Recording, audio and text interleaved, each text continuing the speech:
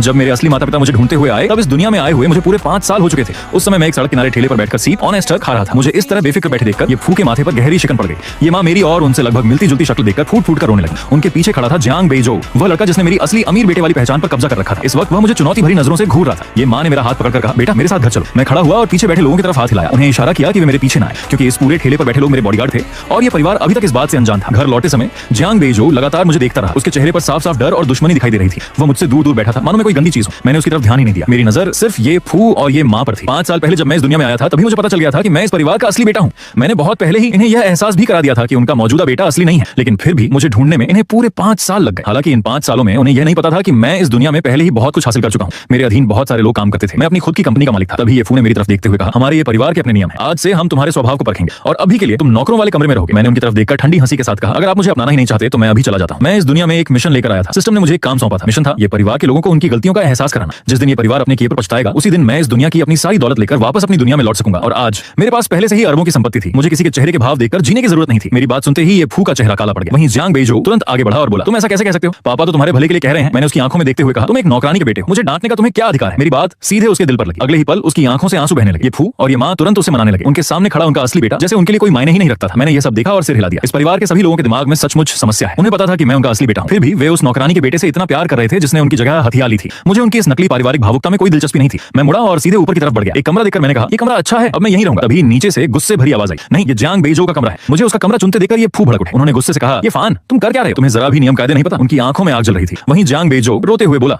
मैं जानता हूं कि मैंने तुम्हारी जिंदगी छीन ली है, मैं कमरा तुम्हें वापस कर देता हूं। ये कहते हुए उसने दुखी चेहरा बनाकर ये फू और ये माँ की तरफ देखा। उसका यह अभिनय देखकर वे और भी भावुक हो गए। मैंने उनकी तरफ देखा भी नहीं, सीधे उसके सारे सामान उठाए और कमरे के बाहर फेंक दिए। जैसे ही ये फू का गुस्सा